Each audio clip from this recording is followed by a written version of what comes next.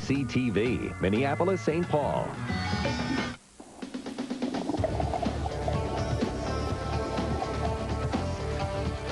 Get ready for full tilt pro bass action.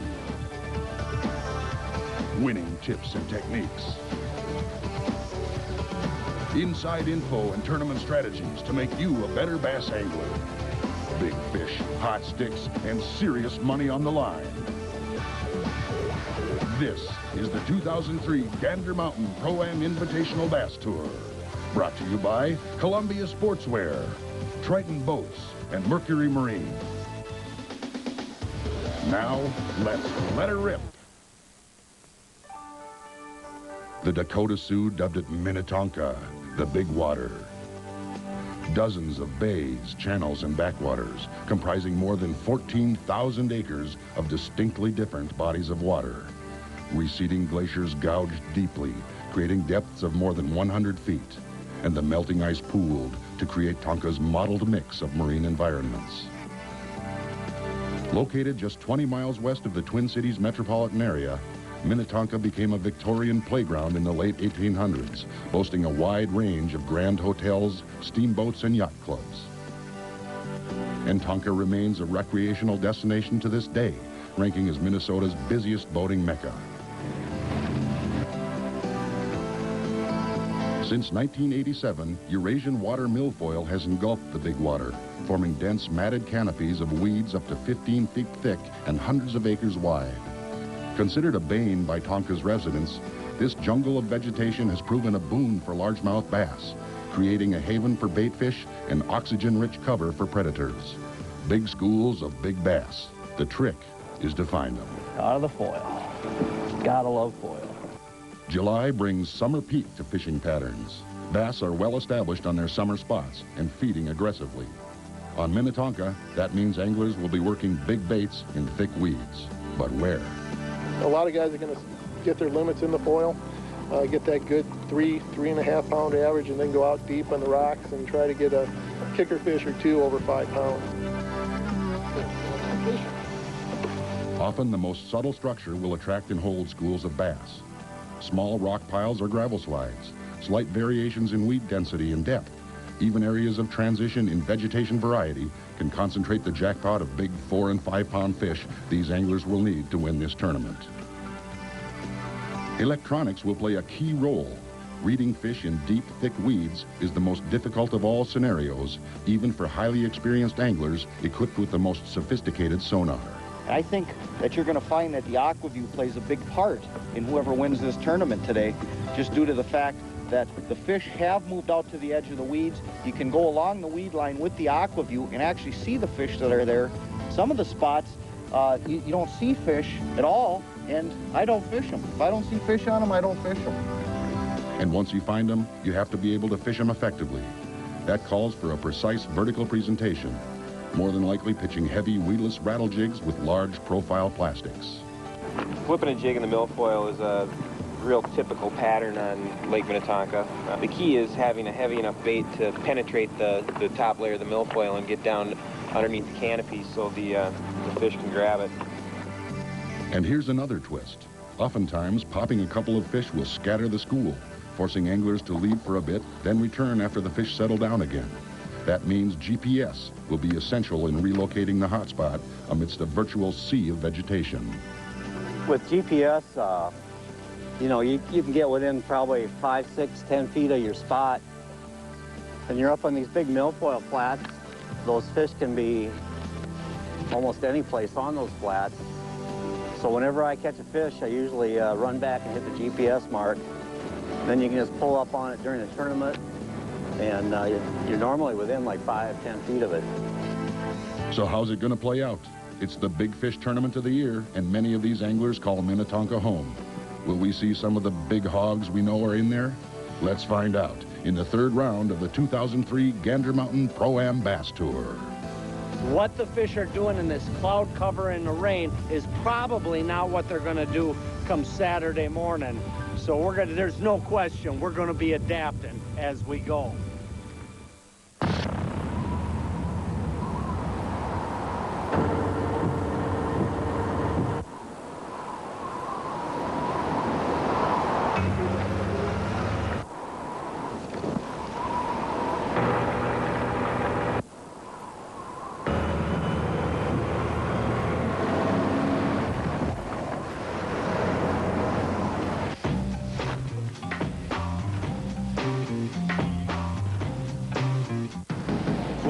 on the tournament trail.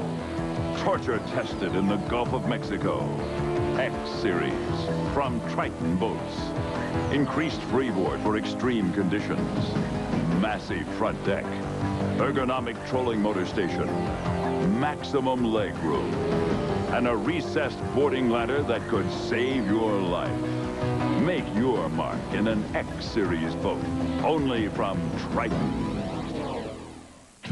I've always been an Optimax fan, and the new Mercury 115 horsepower Optimax is an awesome engine. Not only does it deliver the acceleration I want, but it's lighter, more powerful, and just as clean as most four-strokes in its class.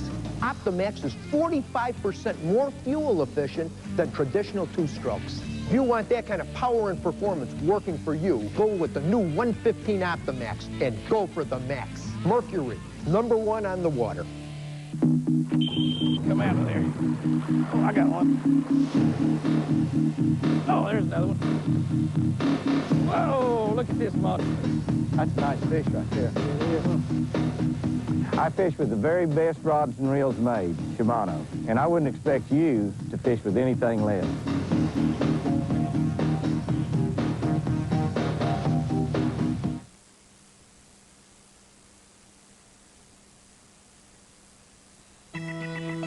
$14,000 acres of water, more than 100 miles of shoreline, dozens of bays and backwaters, and vast expanses of milfoil-choked weed beds. Pre-fishing Minnetonka to locate the now tightly grouped schools of bass will be a true test of an angler's skills. These fish really gather around in groups and schools, and there's some particular thing they're holding on. Is it a couple rocks down there? It'd be just some hard bottom. Whatever it is, they're there. They're going to stay there. You got to constantly just work the spot, and work it and work it. Like, there's another one. In summer peak, bass tend to group by size. Large, aggressive females push the smaller male fish off prime feeding and cover areas. It's a typical big dog situation. If you're tough enough to hold your own, you're allowed to hang around. And Tonka definitely has some big dogs. So, the key factor in pre-fishing is not only finding schools of fish, but the right schools. And chances are, that's a weed bite. This guy on Saturday isn't going to do anybody any good. Not if you want to win the thing. Let's see if we can get some inside info on locating those big Minnetonka bass. Yeah, it looks like there's a whole bunch of them here. When fishing milfoil beds, it's critical to have electronics that will shoot through the milfoil. There's different depth variations in milfoil beds. If you've got proper electronics that will allow you to read through the milfoil, you're going to be more successful. And one of the electronics that I use is the Vexilar FL18, and that does shoot through the milfoil. It works very well. But finding fish in practice does you no good unless you can get back on them on tourney day. That's when GPS comes into play. Fishing open water on a big lake like Minnetonka like this and fishing rock piles, you got to be able to pinpoint the spot on the spot, and this particular spot is a rock pile, so you punch in the coordinates on the GPS and you can go right back there come tournament day. Right now I've got 36 spots GPSed on my GPS that are all milfoil spots, and all you have to do is pull up, drop a marker buoy about in the area that your GPS told you those fish were, and then just start flipping around your marker buoy till you find them, and then you throw out another marker buoy that'll mark right where those fish were, and then you can sit on them fish and keep hitting them. Make sure you always mark your GPS whenever you find a school of fish in the milfoil.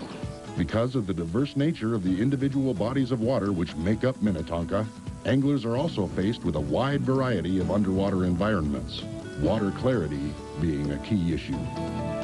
You know, the interesting thing about it and what makes Minnetonka so versatile is something that's happening in, let's say, the dirty water has no relevancy to what's going on in the clear water. So you can be fishing one bay, one way, and then jump to the complete other end of the lake, let's say way down to Wayzata, and the fish are doing something completely different.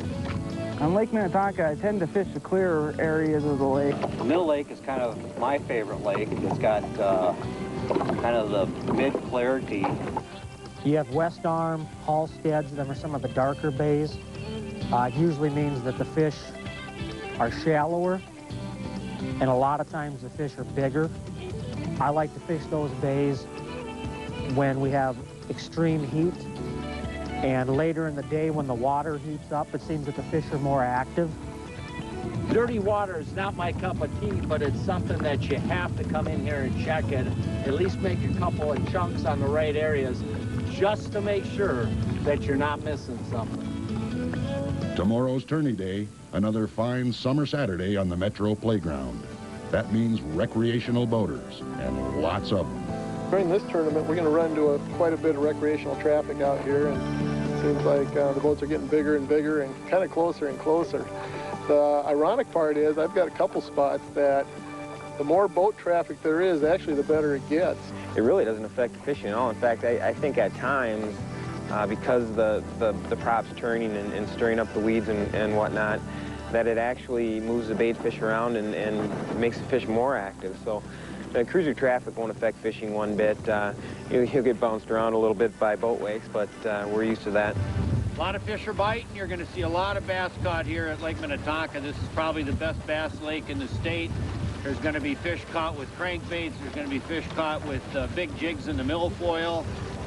Just about anything you'd like to do, you can catch them under boat docks. You're going to see some big fish caught, and hopefully I'll catch a couple myself.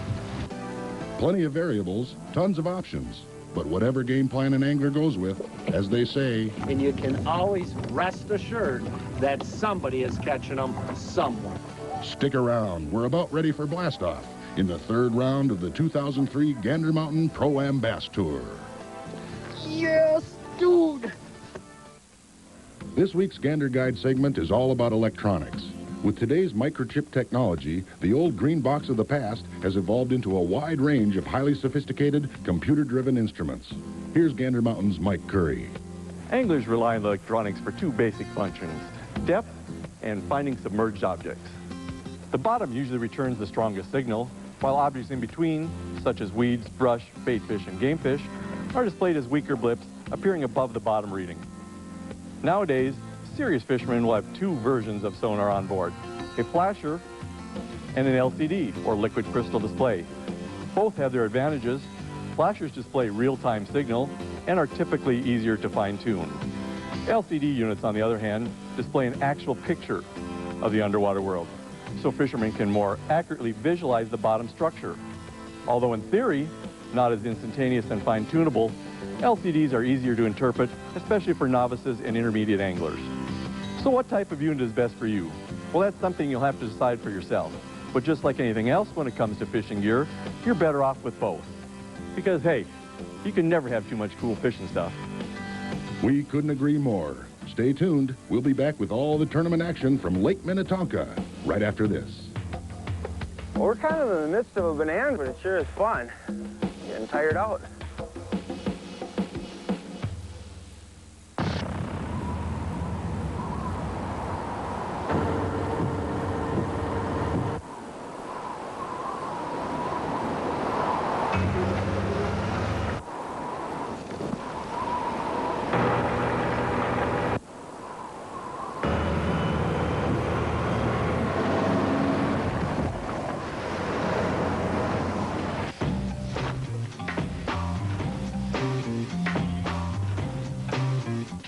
I've always been an Optimax fan, and the new Mercury 115 horsepower Optimax is an awesome engine. Not only does it deliver the acceleration I want, but it's lighter, more powerful, and just as clean as most four-strokes in its class. Optimax is 45% more fuel efficient than traditional two-strokes. If you want that kind of power and performance working for you, go with the new 115 Optimax and go for the max. Mercury, #1 on the water. Do you have the right truck? Black coffee to go. Does your truck have better resale value than Ford and Dodge? A Silverado half-ton pickup does. Hey guys, what's up? Hey, is this your truck? What's it going for? What do you mean, what's it going for? Let me make you an offer. It's not for sale. Leave it here. It's for sale. It's not for sale. Silverado, it's the right truck from Chevy. See your select Heartland Chevy dealers today.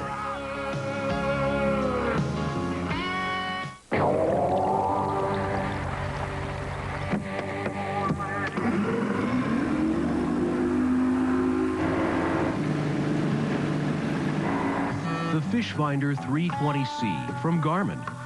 Brilliant, sunlight readable color. For better target detection and separation. Single or dual frequency. It's simply the best color under the sun.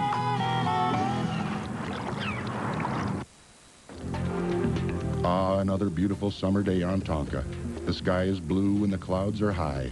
And so are the hopes of the tournament anglers as they prepare to venture out into the jungle of Minnetonka milfoil. Checking their rods and rigs and running through their long list of GPS coordinates, these guys are ready to rock and roll. So watch out, you bass. The big day starts right now.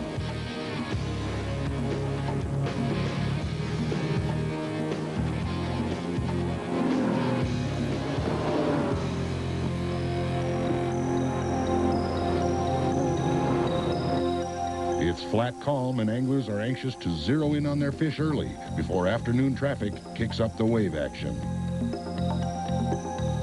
Working the docks, Doug Copeland is already on a hot bite, but they're not the big fish he'd found in practice.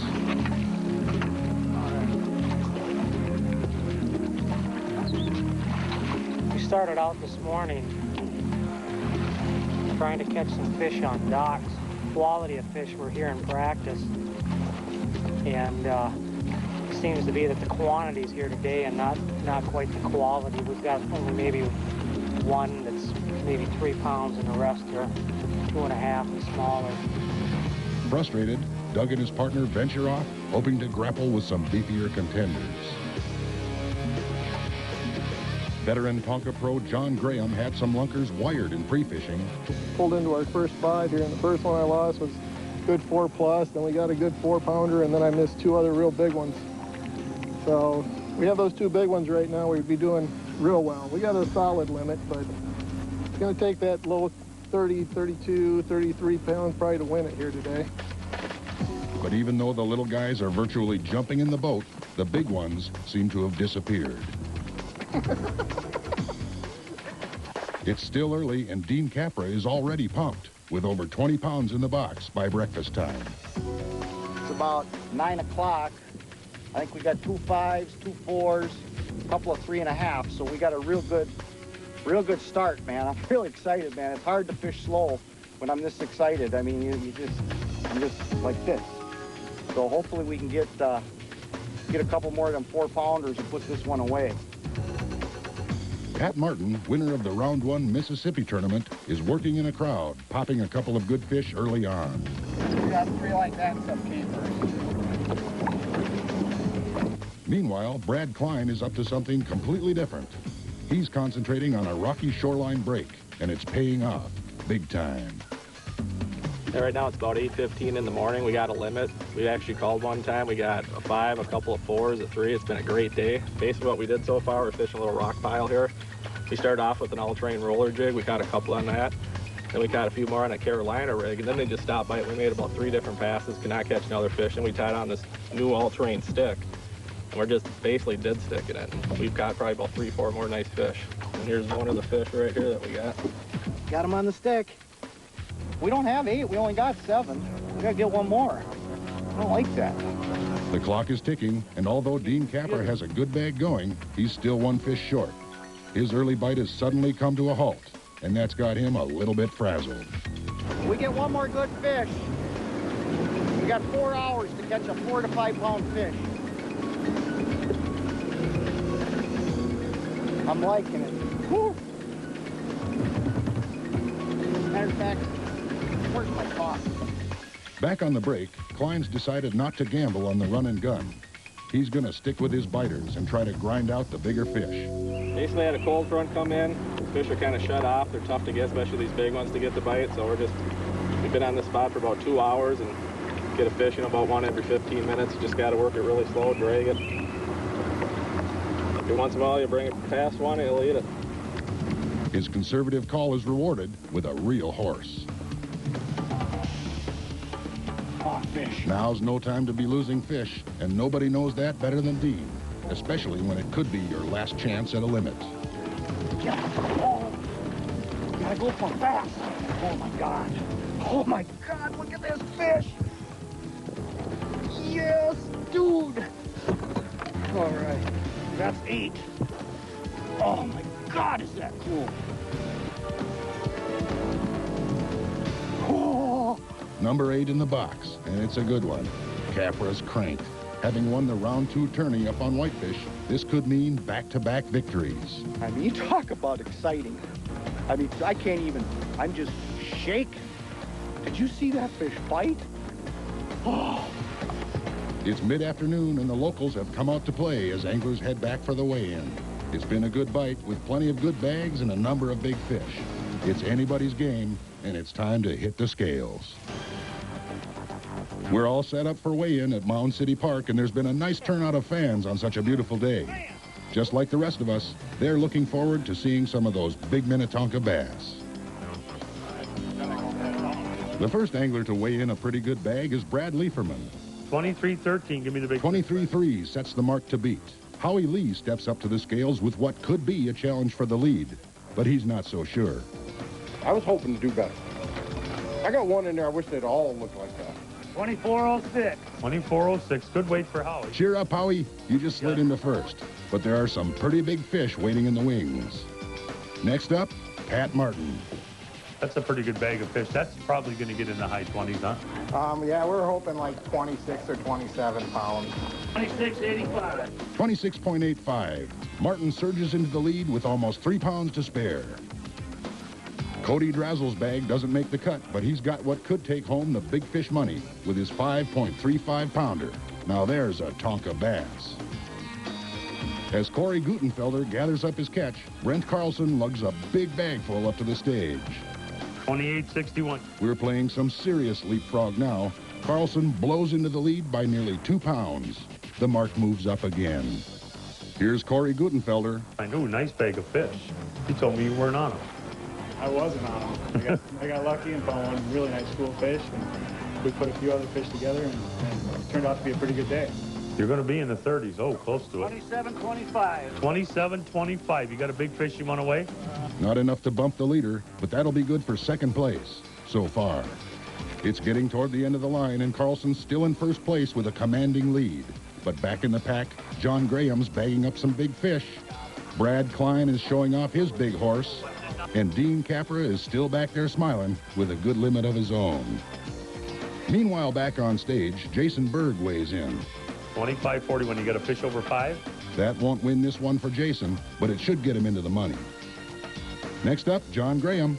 24.80, not bad. You got a big fish? Nope, not gonna do it. That leaves only Klein and Capra to knock off the leader. Brad Klein goes first. How much, Gary? 32.93. 32.93. 32.93, more than 2 pounds over Carlson's lead. Looks like Brad's lonesome shoreline pattern may have done the trick. Finally, Dean Capra steps up, still confident he could have a winning bag. I'm kind of nervous, John. I guarantee, come on over here. I guarantee you that this young man had a lesson in his life. True or false? He's a good hook, ain't he? I taught him everything he knows, me and his dad. What do you got? 32, almost 34, 3 pounds you got to be. Within 700, that's 1 ounce. 27.44. 27.44. 27-something isn't enough, and Capra falls short, leaving Brad Klein well ahead of the pack for the victory. Out of all today's contestants, Brad and his partner were the only team to deviate from the milfoil in the docks. They had found a rocky shoreline loaded with largemouth, and although it wasn't always fast and furious, they stuck to their guns and eked out the fish they needed for the win. So as the action comes to a close and the bass are chauffeured back home in Gander Mountain style, Mr. Klein is getting ready to share some of his thoughts on today's win. We'll be back right after this with Brad's winning tips. Forged on the tournament trail, torture tested in the Gulf of Mexico. X Series from Triton Boats. Increased freeboard for extreme conditions. Massive front deck. Ergonomic trolling motor station. Maximum leg room. And a recessed boarding ladder that could save your life. Make your mark in an X Series boat. Only from Triton. Good electronics are the key to quickly isolate where big fish are on structure. Wow! I didn't even know this hump was here. Look, there's fish suspended all over. I bet you they're crappie. To catch bass out of deep weed lines, you have to be able to define the fish holding spots within the weeds. Vexilar, state-of-the-art in bottom recognition and fish location. See them at Gander Mountain stores and be amazed. Vexilar is also available at other fine sporting goods and marine dealers. Come out of there. Oh, I got one. Oh, there's another one. Whoa, look at this monster. That's a nice fish right there. I fish with the very best rods and reels made, Shimano, and I wouldn't expect you to fish with anything less.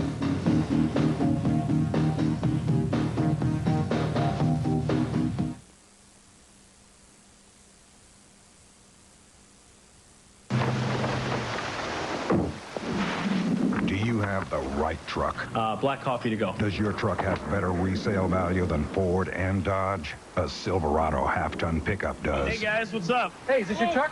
What's it going for? What do you mean, what's it going for? Let me make you an offer. It's not for sale. Leave it here. It's for sale. It's not for sale. Silverado. It's the right truck from Chevy. See your select Heartland Chevy dealers today. Brad Klein and his partner had gotten into fish early and stuck with them all day, far from the rest of the crowd. Here's our winner with a rundown. Lake Minnetonka, we just weighed in. We had about 32 pounds today. We had a great day today. Basically what we did today, we started off with the roller jig. This is an all-terrain roller jig. We went through some rock piles. We probably caught about 6 fish on this roller jig early in the morning, so we had a great start. We had 1.5 and 1.4 on that. And we went back through the area. We didn't catch anything on the roller jig. So then we switched up. And we went with this all-terrain stick bait. Basically threw this bait with no weight on it. We just dead stick it. We just threw it right over the rocks. We let it drop down. A little bit of slack in your line. You kind of just drift a little bit with the trolling motor, and every once in a while, one of the big ones picked it up. This was a key bait today. We caught probably 1 5-pounder on this bait too, and a 4-pounder on this bait. So we had a limit within about an hour and a half, and we just kind of ran around the lake, and by 10:30, we had about our 33 pounds. It was a great day today. Patience and persistence pay off again. Congratulations, Brad, on a big win on Tonka. Be sure to join us next week from Brainerd's famous Gull Lake and round 4 of the 2003 Gander Mountain Pro-Am Bass Tour. Until then, we'd like to thank the following sponsors: Columbia Sportswear, Triton Boats, Mercury Marine, Shimano, Friendly Chevrolet, Holiday Station Stores, Garmin, and Vexilar. Additional support provided by